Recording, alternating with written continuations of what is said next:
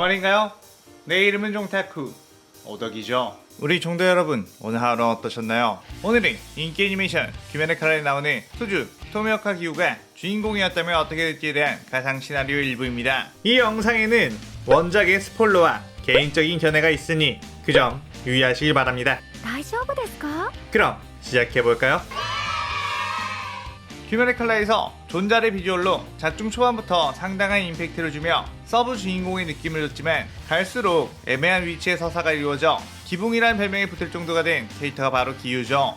그렇게 아쉬운 마음으로 이 매력있는 기우라는 캐릭터를 가지고 새로운 귀면의 칼날 이야기를 써보려고 합니다. 이 가상 시나리오 컨텐츠는 원작의 고증을 철저히 따라가는 매끄러운 진행이 되지 않기 때문에 어느 정도의 설정으로나 능력치 보정은 이해해 주셨으면 좋겠습니다. 그럼 오늘의 가상 시나리오 시작하겠습니다. 어린 시절 꽤나 유복한 가정에서 태어난 토미오카 기우. 엄격하지만 아이들을 바르게 교육시키는 아버지와 항상 다정한 미소로 아이들을 사랑해준 어머니 사이에서 남부러울 것 없이 살았죠. 그리고 기우의 바로 위에는 치타코라는 누나가 있었고 보통 남매와 같이 투닥거리기도 하면서 지냈습니다. 그렇게 행복한 날만이 가득할 것 같았던 토미오카 가족. 기우가 5살이 되기도 전에 아버지가 어떤 병에 걸려 돌아가셨고 어머니 또한 기우가 8살쯤에 돌아가시고 말았죠. 그렇게 둘만 남은 치타코와 기우 남매. 치타코는 돌아가신 부모님 대신 기우를 돌봐주었고 부모님이 남겨주신 유산으로 그럭저럭 잘 지낼 수 있었습니다. 기우는 누나를 엄마 대신으로 생각했고 누나를 굉장히 의지하는 어리광쟁이로 성장을 했죠. 그렇게 시간이 흘러 치타코는 어느덧 결혼할 나이가 되었고 교제하고 있던 남자와 결혼을 앞두고 있었습니다. 치타코는 기우를 남겨두고 결혼하는 것이 마음에 걸렸지만 기우는 누나가 결혼하고 안정적으로 사는 게 훨씬 자기에겐 중요하다고 말했죠. 누나를 보내기는 싫었지만 그래도 어쩔 수 없다는 거 알았기에 누나의 마음이라도 편하게 해주려고 이런 말을 했습니다. 어느새 듬직해진 기우의 머리를 쓰다듬으며 맛있는 음식을 해주겠다고 하는 치타코. 치타코는 기우를 위한 음식을 하고 있었고 기우는 맛있는 음식을 먹는다는 생각에 한껏 들떠 있었습니다. 하지만 그때 어디선가 우당탕탕 소리가 들렸고 곧이어 치타코의 다급한 목소리, 기우에게 어서 숨으라고 외치는 소리가 들렸습니다. 기우는 재빨리 옷장 속으로 들어갔고 문틈 사이로 보이는 모습으로는 머리 한쪽에 커다란 뿔이 있는 혈귀가 치타코를 물어뜯는 장면이 보였습니다. 기우는 그 모습에 엄청난 공포에 짓눌렸고 누나를 구해야 한다는 생각을 했지만 몸이 움직이지가 않았죠. 그렇게 내적 갈등을 하고 있는 기우. 그때 치타코는 기우 쪽을 바라보며 입모양으로 너라도 꼭 살아야 해 라는 말을 했습니다.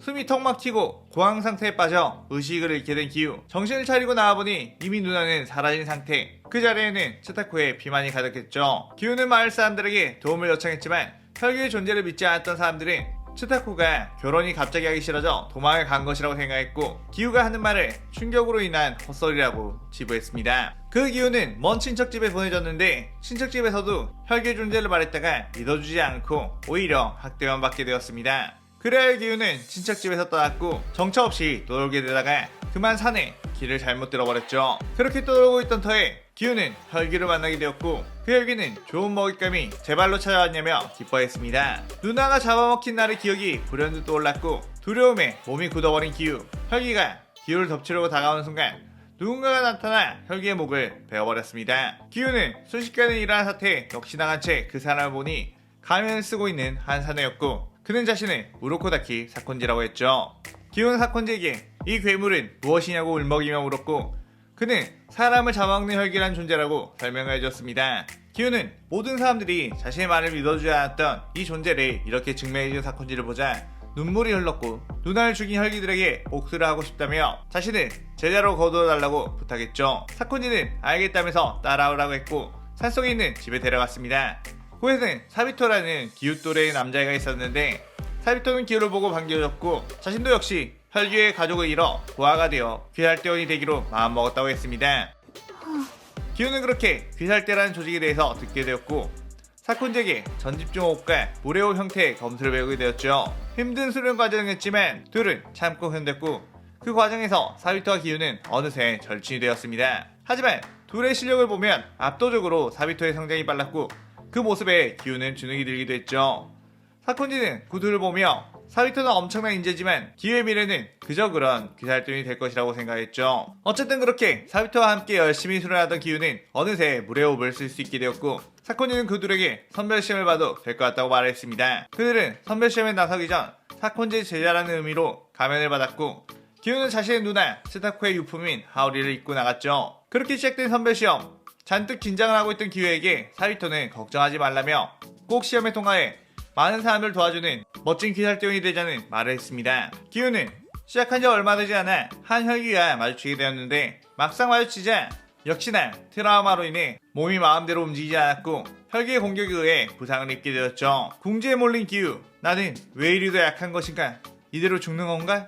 하며 절망을 하고 있던 때에 사비토가 나타나 그 혈기를 손쉽게 처치하고 다른 곳에 도와주러 가겠다며 넌 여기서 쉬고 있으라고 말했습니다. 기우는 또다시 자신은 아무것도 하지 못했다는 것에 무력감을 느끼고 있었고 조금 긴 시간이 지나자 선별시험이 종료되었다는 알림이 있었습니다. 그곳에 시험을 치러 온 인물들은 대부분 합격했다는 말을 들었고 기우 역시 얼떨결에 시험을 합격해 어안이 벙벙했죠. 기우는 일어나 사비토를 찾으러 주위를 둘러봤지만 사비토의 모습이 보이지 않았습니다.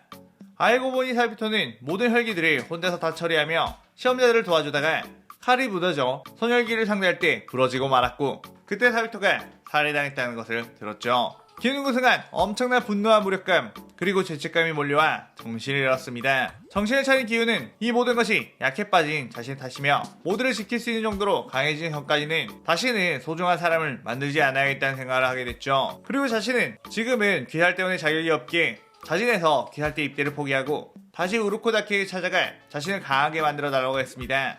예전 기우와는 다른 엄청난 결단이 살아있는 눈빛을 본 사쿠지는 기우에게 더욱 강도가 높은 수련을 시키게 되죠. 예전에 기우 같았으면 금방 나가 떨어질 법한 혹독한 수련에도 악으로 깡으로 버텨내는 모습을 보고 사쿠지는 감탄하기도 했습니다. 그렇게 기우의 근성과 노력은 1년 만에 무례오 모든 형을 완벽하게 구사하게 되었는데 그 힘든 훈련 동안 기우는 단 한 번의 불평조차 없이 묵묵하게 해내었습니다. 그렇게 기우는 모든 수련을 마치고 다시 한번 귀살대 선별 시험을 봐 자신의 힘으로 귀살대원이 되겠다고 나섰고 사비토가 예전에 입었던 하오리의 반과 치타코의 하오리의 반을 봉합해 반반 하오리를 만들어 입으며 나섰죠. 1년 전과는 완전히 달라진 모습. 소년에서 검사가는 기우를 바라보며 사쿠지는 저 아이는 반드시 수주에 올라갈 인물이라는 평가를 했습니다. 그렇게 다시 시작된 선별 시험. 기우는 시작하자마자 무표정한 얼굴로 뛰어나가 혈기들을 단칼에 베어버리기 시작했고 주변에 있던 시험자들은 그 모습에 놀랐죠. 그 시험의 감독관으로 있던 이는 그런 기우의 행보에 1년 전 사비토라는 소년을 떠올리며 내심 걱정을 했습니다. 사비토도 자신의 실력을 믿고 혼자서 모든 혈기를 쓸어버리다가 죽음을 맞이했으니 말이에요. 그렇게 혈기들을 상대로 무쌍을 찍고 있던 기우. 그때 한 기괴하게 생긴 혈기가 나왔고 기우에게 그렇게 혈기들의 피가 덕지덕지 붙어있어서는 칼의 성능이 떨어질 수밖에 없다며 작년 이맘쯤에도 어떤 멍청한 녀석이 영웅놀이를 하다가 나에게 죽고 말았지. 너도 곧 그렇게 되겠는데? 라고 하며 낄낄 웃어댔습니다. 기우는 그 말을 듣고 차갑게 그래? 그럼 그렇게 해봐 라고 했고 소녀기는 그대로 기우에게 덤벼들었죠. 하지만 그 순간 기우는 무료호흡 생생유전을 사용해 소녀기의 목을 순식간에 날려버렸습니다. 엄청난 실력에 자신의 목이 베인지도 몰랐던 혈기. 기우는 그대로 묵묵하게 뒤를 돌아 칼을 칼집에 집어넣었죠. 그러자 사비토의 환상이 나와 기우에게 거봐 너도 충분히 할 수 있다고 했지? 라고 했죠. 사비토와 기우는 우르코다케에게 교훈을 받을 때 기우가 가장 어려워하던 것이 바로 생생유전이었는데 사비토는 자신이 스승님보다 더 쉽게 팁을 알려주겠다며 가르쳐줬던 기술이었습니다. 기우는 사비토의 환상을 보고 고개를 끄덕였고 기우는 사비토의 복수와 더불어 자신의 힘으로 귀살대 선별시험에 합격하게 되었죠. 기우는 그렇게 귀살대원이 되었고 본격적으로 혈기 사냥을 시작했는데 예전 사비토가 그랬듯이 임무 때 혼자서 혈기들을 다 쓸어 담아버렸습니다. 그럼에도 방어력에 특화된 무례호흡을 익힌 기우는 큰 부상 한 번 없었죠. 하지만 여전히 기우는 냉소적인 태도를 가지고 있었고 여러 죄책감에서 벗어나지 못하고 있었습니다. 그러다가 도움에 감사하는 사람들의 말을 무시하는 모습을 보여 많은 귀살대 동료로부터 천재는 저렇게 잘난 척을 해도 되냐는 소리까지 들었죠. 하지만 기우는 고맙다는 말을 무시한 게 아니고 자신이 혈기를 퇴치한 것은 사비토와 사콘지 자신의 누나에게 고마워해야 할 일이며 자신이 한 건 아무것도 없다는 생각을 했기에 다른 사람들의 그 감사 표현에 답하지 않았던 것 뿐이었습니다. 다른 귀살대원들은 그 사정을 모르다 보니 그냥 능력 출중한 녀석이라 자기들을 무시한다는 생각을 했죠. 그렇게 귀살대원으로 몇 년이 흐르고 계급도 상당히 많이 오르게 된 기우. 어느 날 기우는 예전 자신이 살았던 곳 부근에 임무를 받게 되었고 그곳으로 갔습니다. 그곳에서 많은 귀살대원들이 죽었으며 그곳에는 12개월이 있을 확률이 높다고 했죠. 기우는 그곳을 순찰하던 중 자신이 예전 살던 집이 보였고 마을 사람들은 저 집은 귀신이 들린 집이라고 하며 들어가지 말라고 했습니다.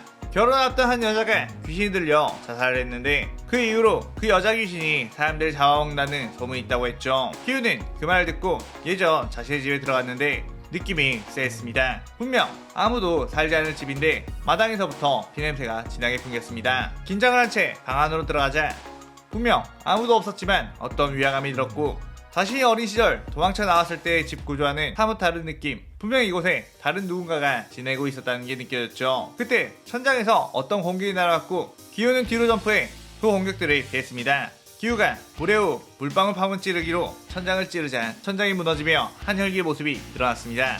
한쪽 머리에 큰 뿔이 있는 혈기.